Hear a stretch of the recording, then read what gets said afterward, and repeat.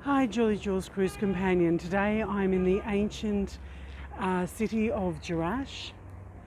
It is the most intact Roman city outside of Italy. When you enter Jerash, that is the Arch of Hadrian. So your driver will park over in the car park, there where there is a little restaurant. You will walk through a souk area where people will ask you to come in to their shops, and there is a free bathroom. Always remember, on this site, bathrooms are free. I've had a couple of my worst experience with bathrooms here at this site at Jerash. The ancient city of Jerash. Here at this antiquity, there is a hippodrome, a recreation of the hippodrome. There is several temples, Temple of Zeus and the Temple of Artemis, and there is 3 churches. It is only probably 20% excavated as a site, but it's a site that you should not miss when you visit Jordan. Hadrian's Arch, the Triumphal Arch. Hadrian visited in 129 AD. So this is the reconstruction of the Hippodrome, and underneath there are what would be the shop fronts.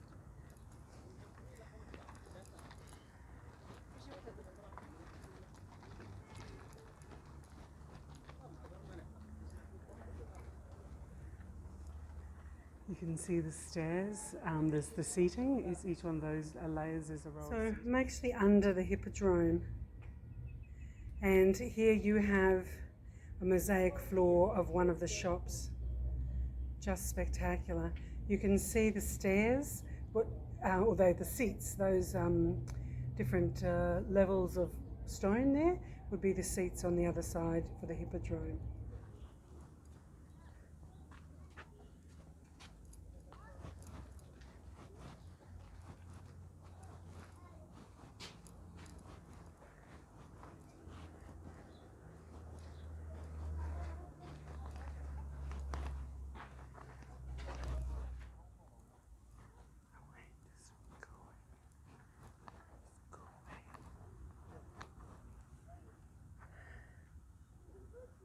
This is the reconstruction of the Hippodrome from approximately 220 AD, and the people would be sitting up there.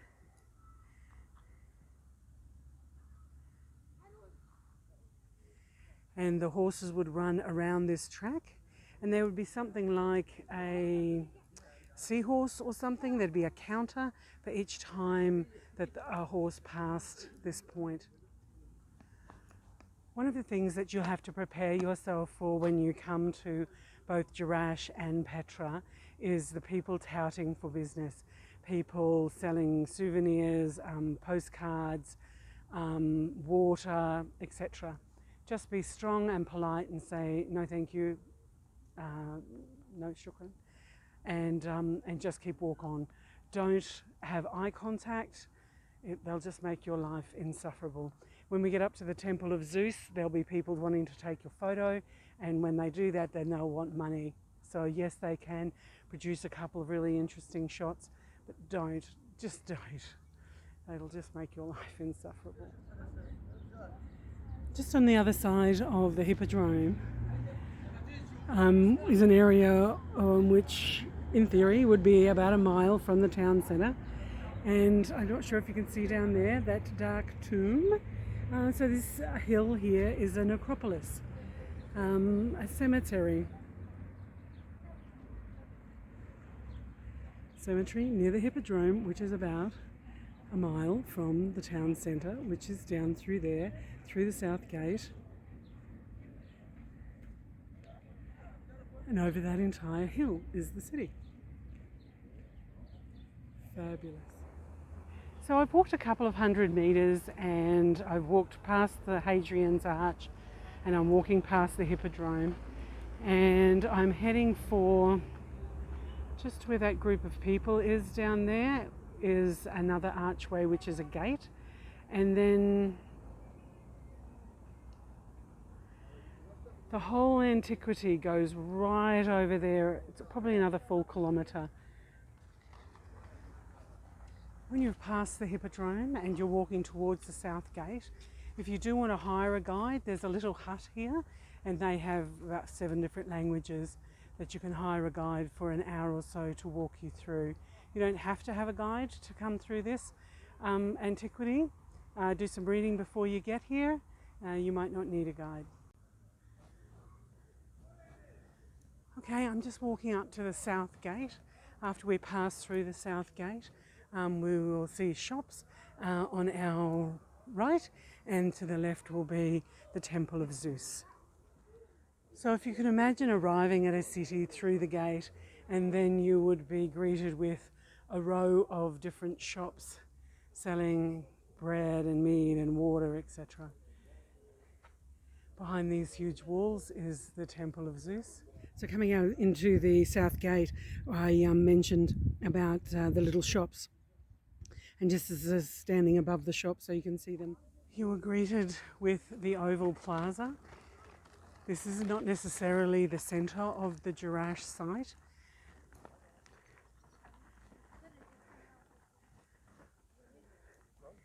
Though the foundations of this were laid in the 1st century. The street that you can see these people walking down is Cardio Maximus, the main street. Overlooking the Oval is the Temple of Zeus. The foundations of the Temple of Zeus are estimated to be 162 BC. Next to the Temple of Zeus you have the South Theatre. The South Amphitheatre has the most amazing acoustics. The Temple of Zeus has a commanding location over the site at the south end. One of the best pieces of advice that I can give anybody when they visit the site of Jerash is when you come in the south gate and you're greeted with the Oval, there's a temptation to walk down the Cardio Maximus. But what I advise people to do is come up to the Temple of Zeus and the South Theatre, and then once you've done that, walk across the top of the hill. So you'll see St John's Church, St George's Church, and the Church of Damios and Cosmos over the top. Get over to the Temple of Artemis, come down, and then you've hit the Cardio Maximus, and then you can walk on the flat. So basically you're not having to walk once you've got down past the Nymphaeum and the tetrapylons, the 4-way street. Then you've got to walk up all the stairs. So my advice is once you enter via the south gate, walk up, visit the Temple of Zeus and the South Theatre, then cross over the top of the ridge to the churches and work your way down to the Cardio Maximus. It's the best way of getting the best out of this site without destroying you. So I say about the people here taking your photos, and they basically get you into these really compromising positions, which I deem is quite dangerous. And no photo is worth falling 20 or 30 feet off a rock. The South Amphitheatre, it's only actually really quite small. It only holds about 3,000 people. These guys dressed will play the bagpipes and the drums in a second.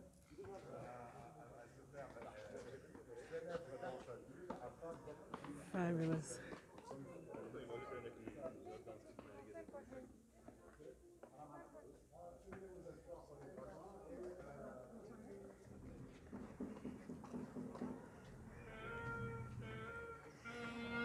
And people say, well, why bagpipes? Well, bagpipes basically came from the British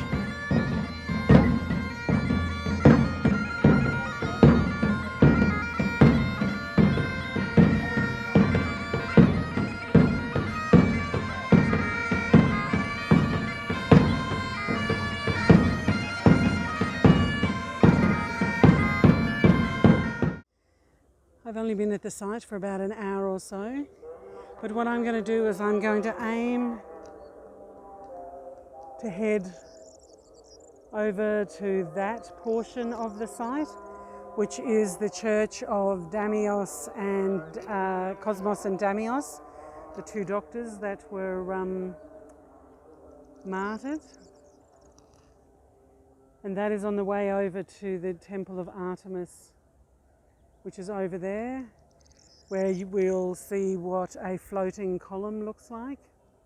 And then we'll walk down the hill to the Cardio Maximus at that end near the Nymphaeum.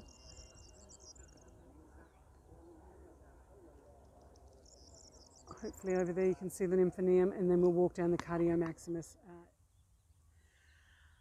I often keep referring to the fact that Jerash is only about 25% excavated, and I think looking up at this hill of the Church of Peter and Paul, it probably gives you a pretty good example of what I mean.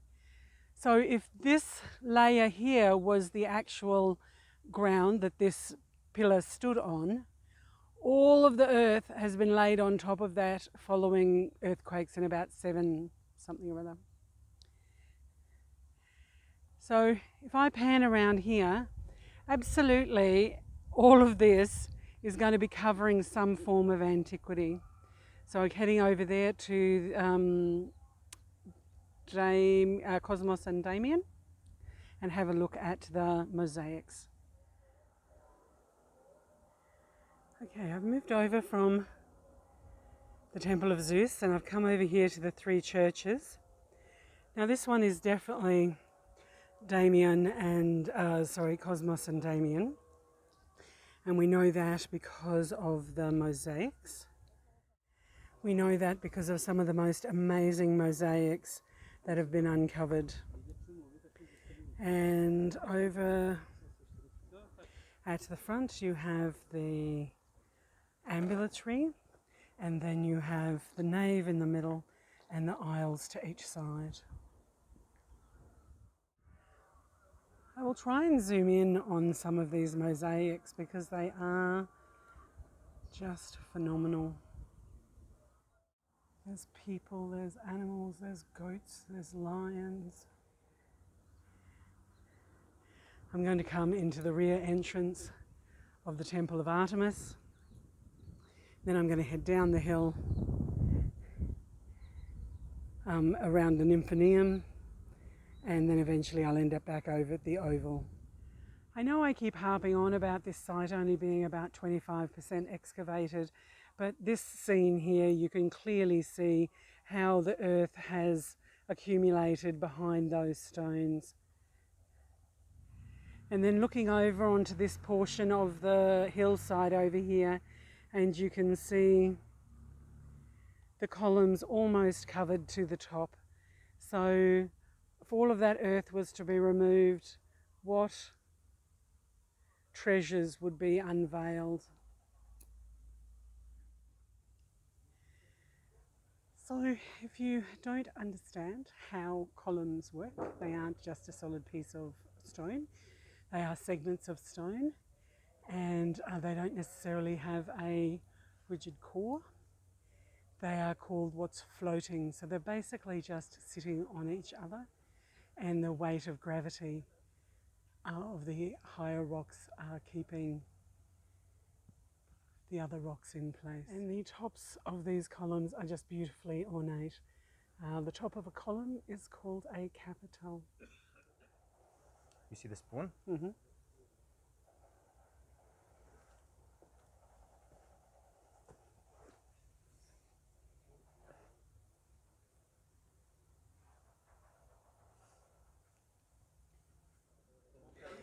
Standing on this stone just gives you the best selfie that ancient Rome can provide us. So I just visited the Temple of Artemis with the floating columns. You can't enter it from the back anymore, so I had to come around the front, and they've done some pretty amazing stairs, which is fabulous. So finished here. Going to go down the slope, down the stairs to the Cardio Maximus, start from the Nymphaeum end, go down to the Tetrapylon, the junction where South Damascus Road, and then head back out towards the Oval. Coming down from the Temple of Artemis, I've come down this group of stairs, and this would have been a temple. But you can't know what I'm about to say. I wonder what's under all of that earth ready to be excavated. So we're heading down the stairs, and this is 6 groups of steps, and each group of steps has 6 steps, and that is the Cardio Maximus that I keep talking about, the main street. I'm about to enter down another couple of terraces, and I'll be on the main street there. But I actually have to offer an apology. It wasn't 6 terraces with 6 steps. It was 7 terraces with 7 steps each. This is why I say go across the back of the site, go and visit the Temple of Artemis, and then come down the stairs. Because if you have to walk up the stairs, it's going to be a very tiring day. I have been talking about the Cardio Maximus this whole time, and we have now landed on the main street. Isn't that impressive? So the Damascus Gate, the South Damascus Gate is that way. So I'm assuming this is going to be the north-south. And you can see the ridges on the cobblestones of the cart wheels. And you'll also see, as we're walking, some round stones, and that's part of the sewage system. So the water go into the aqueducts underneath, and so the round stones are actually meant to be there because that's part of the water system. These are the round stones that are part of the water system.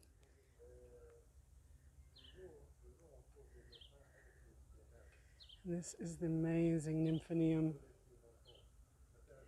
the water system.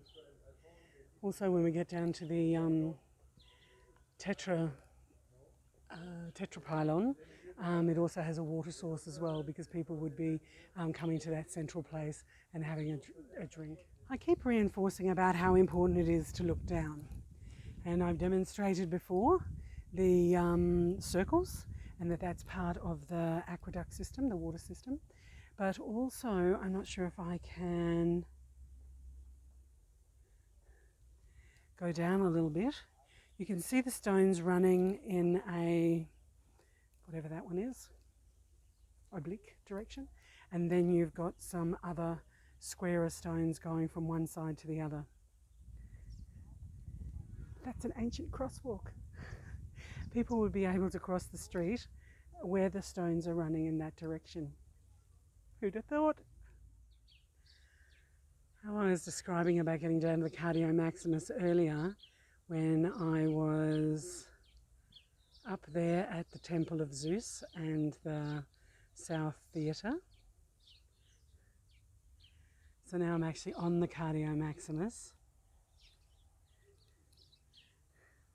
just past the nymphaeum. So when you're walking through an antiquity like Jerash, you could just be overwhelmed with its physical size. But it's really important just to stop and have a look at the smaller things. And on this Cardio Maximus, this main street, you can actually see the entrance ways to the buildings. These little staircases, and then you've got some additional little niches where there would be a statue, or there'd be an oil lamp or a lighting system or something of that nature. So it's important when you're walking, look down, because it's a very uneven surface and we don't want to fall over and hurt ourselves.